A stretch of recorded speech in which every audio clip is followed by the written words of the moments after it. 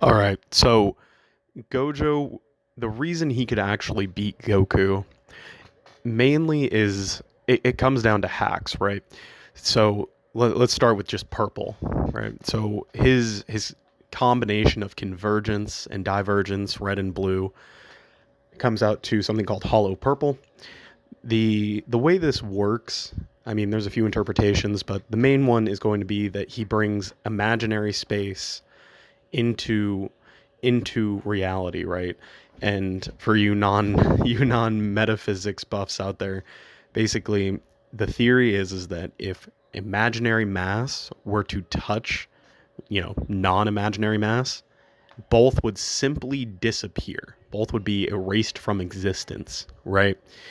Now, the thing here is that number one, you have people who are going to say that Goku can resist Hakai energy, which is also erasing something from existence. So there's an inherent problem with this kind of thinking. So because you have resistance to a hack ability in a category doesn't mean that you have resistance or immunity to the rest of the variants of that hack ability or other completely different functioning hacks abilities in that same category, right? So just because someone has resistance to Itachi's Genjutsu doesn't mean that they have resistance to Professor X's mind intrusion from his Cerebro machine, right? So that being said, Goku very much would get erased if touched by Hollow Purple. So I'll preempt the other argument. Well, Goku's too fast, he's too strong. The problem is that when we're talking about a cross-verse, matchup like this, you have to take their personalities into account. They're not both bloodlusted, and in character, they both mess around in these fights. Goku would be especially susceptible to this because Gojo's not a super hostile person in most of these fights, even with people who are hostile towards him first.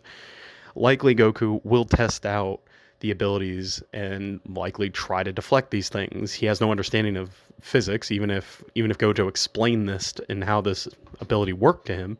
One, he wouldn't get it, and two, he wouldn't feel a need to, eagerly avoid these things, right? We've seen time and time again that Goku will let things hit him just to test himself, test his opponent's abilities. He's done this quite a few times. It's irrefutable for anybody who's seen any or who's even halfway knowledgeable on, the Dragon Ball series. Here's another problem too, by the way. There is a domain expansion that Gojo has, which basically forces an infinite series of information into your mind. So the problem with this, it's kind of like if you were to think about something, literally anything, a tree outside, you would basically process certain details about it. The top's green, bottom's brown. That's great. However, in Infinite Void, in Gojo's domain, you would be processing just those two things over and over and over forever, infinitely. You would basically stall out. You need your brain to move. Even Goku needs his brain to move outside of Ultra Instinct. So the problem here is that since Goku doesn't start any of his fights in Ultra Instinct, even against Granola, who, he takes as a pretty serious threat, he won't be able to move unconsciously, and therefore he's going to be stalled out by Infinite Void. This could actually, in fact, kill Goku as well. So the biggest problem here is that Goku has no defense against these hacks abilities. Even if you were to say yes, he could punch the planet apart that they're standing on. Well, that's not how Goku fights in character. He might resort to that if they were on a planet that was completely barren, or if he was completely pushed and he thought Gojo was a threat to the rest of the universe, he might. But he's not going to think these things. He's not going to behave this way. So this is not how the fight's going to go.